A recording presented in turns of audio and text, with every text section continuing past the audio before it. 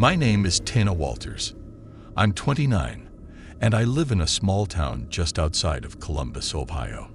It's usually a quiet place, and I'd never had any reason to feel unsafe here. But last week, I had an experience that left me terrified, and I don't think I'll ever feel comfortable driving alone at night again.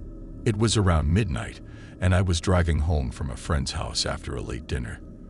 The drive should only taken about 20 minutes, but I decided to use my GPS anyways since it was dark and I wasn't entirely familiar with the back roads.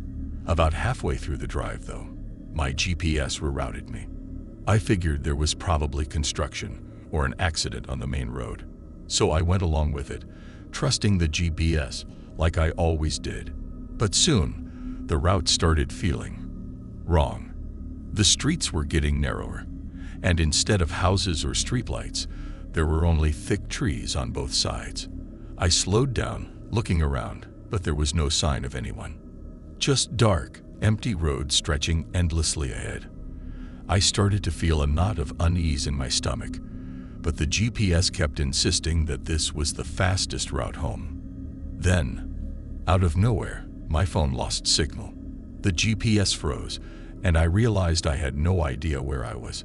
My heart started pounding as I drove on, hoping to see a familiar landmark or a road sign. But instead, the road ended abruptly at a rusty metal gate, leading to an old, run-down farmhouse. It looked abandoned, with shattered windows and an overgrown lawn that hadn't been touched in years. I wanted to get out of there, but there wasn't even space to turn around easily. Just as I was trying to back up, I saw headlights in my rearview mirror. A truck had pulled up behind me, its bright lights blinding me. My heart skipped a beat. Who would be out here in the middle of the night? And why had they pulled up so close? The truck sat there for a few seconds, and then the driver revved the engine, the sound echoing through the silent night. My hand started shaking as I'd fumbled to get my car into gear, desperately trying to make a quick turn. As soon as I managed to turn my car around, the truck lurched forward, speeding straight toward me. Panic surged through me, and I floored the gas. My little car struggled down the dark, bumpy road as the truck tailgated me, its headlights so close I could barely see. Every time I thought I'd put some distance between us, the truck would catch up, swerving side to side like the driver was trying to run me off the road. I could barely breathe as I gripped the wheel, my knuckles white. I kept praying that I'd make it back to a main road, somewhere with people or even just lights. But the truck wouldn't let up, staying inches behind me. For what felt like an eternity, I sped down the deserted road, dodging potholes and trying to stay in control, all while the truck closed in behind me. Finally, up ahead, I saw the faint glow of streetlights in the distance. I pushed my car as fast as it would go, and as soon as I hit the lit road, the truck suddenly braked and stopped, its headlights disappearing into the darkness as I sped away. I didn't dare slow down until I was miles from that place. When I got home, I locked all my doors and stayed up, staring out the window, half expecting that truck to show up in my driveway. The next day, I couldn't shake the feeling that something was seriously wrong, so I looked up that area. What I found made my blood run cold. Apparently, that farmhouse has a dark history. There have been reports of people being chased, even attacked, near that very spot. Some drivers went missing altogether. No one could ever explain the GPS issues that led them there. I haven't driven that road since, and I'll never ignore my instincts again. Sometimes, even the technology we trust can lead us somewhere we're not supposed to be.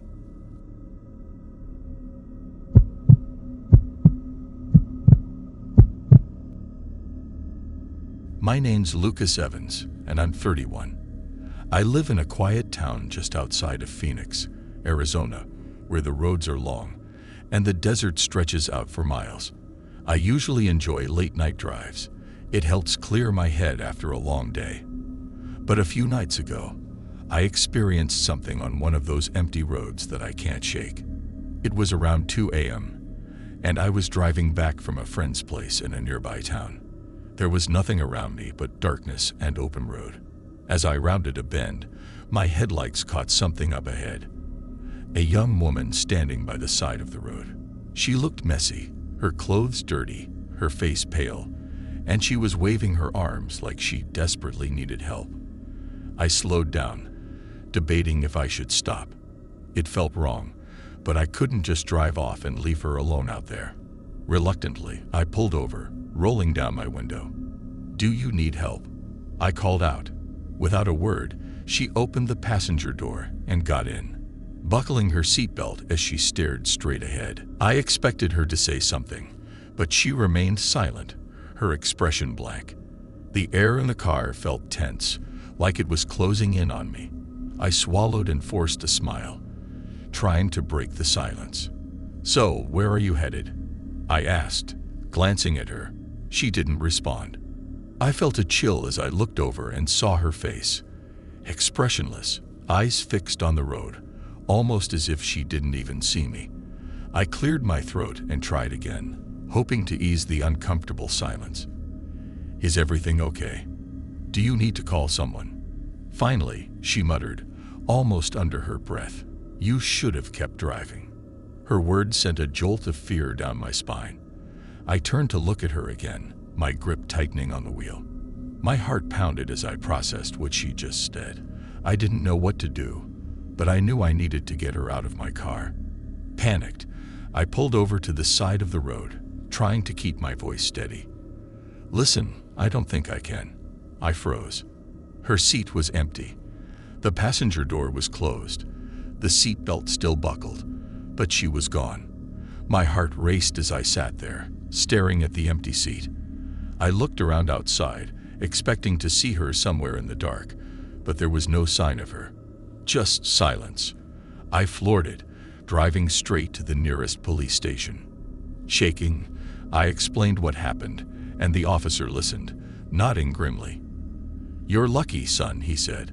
"That area's known for traps. There've been reports of people lured into stopping, and some of them never made it home." I didn't need to hear more. That night taught me to trust my gut, and to keep driving when something doesn't feel right.